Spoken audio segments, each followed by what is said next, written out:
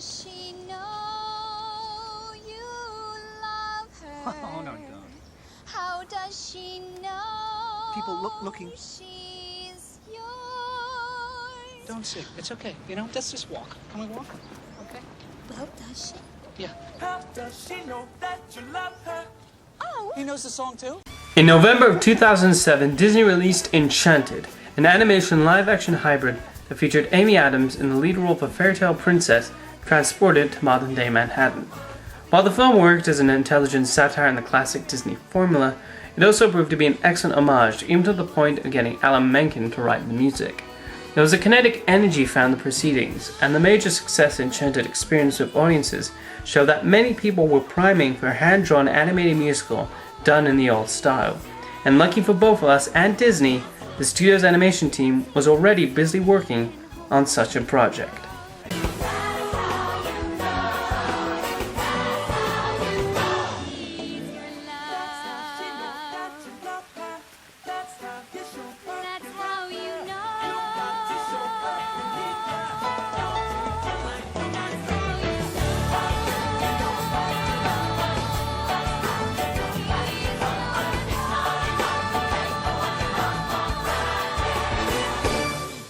However, before we get around to that, we have to look at Walt, the closest that Disney has come to making a great computer animated feature with strong characters and story.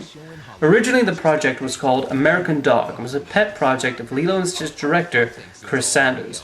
The story of an actor dog stuck in the Nevada desert was shown to Lasseter once he became CCO of Disney Animation, but he did not like what he saw. Suggesting some ideas to Sanders, he said no, disappointing at the interference, considering all the creative freedom he was afforded on his last feature.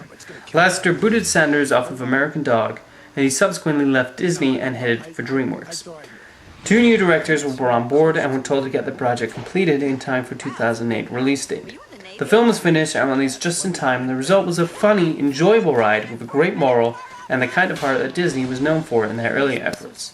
Though we may never know how American Dog would have turned out, Walt nonetheless proved to be a very good flick. Superbar! Superbar! We need a fast set of wheels. I'll get my ball. Bolt. Kablam! Let it begin! Let it begin! And now, in a couple months, we'll be seeing the release of Disney's first hand-drawn animated feature in over 5 years, The Princess and the Frog. Bringing directors Ron Clements and John Musker and composer Randy Newman, this is set to be a musical fairy tale in the classic style of the filmmakers' previous efforts, The Little Mermaid and Aladdin. And if the trailers are any indication, this definitely looks like it'll fit nicely alongside those two classics, among many other great Disney films. The film has already garnered plenty of attention for featuring the first African-American princess, voiced by Broadway actress Anika Noni Rose. There's no denying that Disney is fighting a lot of controversy, but it looks like they are taking major precautions to not offend anybody. Add a likable prince, voiced by Brazilian actor Bruno Campos, some funny animal sidekicks, and some gorgeous animation, and my anticipation is at a massive high. In the tradition of Walt Disney's most beloved classics comes the story behind the most magical kiss the world has ever known.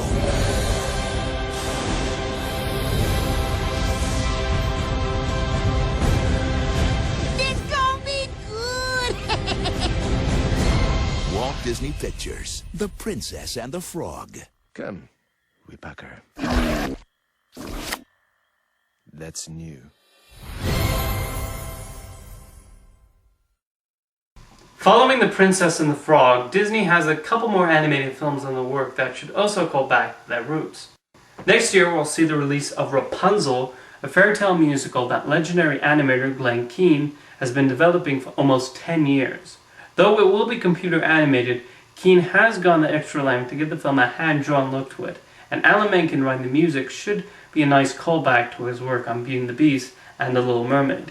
Disney Feature Animation is also developing a new hand-drawn Winnie the Pooh film that will follow the events of the original shorts and A.M. Milne stories, rather than the recent features made by Disney's television department. Finally, Disney has announced plans to adapt Philip K. Dick's fantasy story King of the Elves for release in 2012. So, will Disney get back to its former glory, get back to making great, memorable films? It depends on how much effort they put in the stories, but looking back at the patterns of that golden and dark ages, I think this next decade will be a very strong one. In conclusion, there's no denying the power that Disney's animated features had on multiple generations. Many people grow up on them, and even when we turn into cynical adults who see how screwed up the world is, we can still kick back, watch a great Disney animation, and absorb into its world. While films like Citizen Kane and Casablanca are definitely classics, Disney films have stood the test of time for even longer. Every person has a favorite Disney flick and a least favorite, and once you watch one, you cannot stop watching them. Whether you're seeing them on DVD, or at the cinema, or even on VHS, you are enthralled by these worlds and want to watch them all. They manage to capture our imagination and allow us to take in other worlds. You go from the jungles of India, to the streets of New York City, to a Greek fantasy world set to the music of Beethoven, all within a number of hours. While you know each film is going to end with the hero saving the day and the villain possibly being defeated, what makes these films so magical is the journey and how we reach that point. There's a certain magical quality to the animators' drawings that give these films so much life. Disney has been responsible for characters that we hold close to our hearts, music that will stay in our heads forever, guaranteeing them a long shelf life. We will be watching these films for many years and passing them down to future generations, thus showing that the magic of Disney animation will live forever. Through the optimistic tales of wonder and magic, it is no surprise that Walt Disney's classics have continued to endure as long as they have. After all, those wonderful teams of animators and story artists and filmmakers and musicians have managed to make something we can sell to the player and just immerse ourselves in what they've created. When it comes to creating a fascinating history, no studio has come close to Walt Disney Pictures. And hopefully, with this look back at Disney's animated features, you have also seen these films in a new light and continue to cherish them for all times.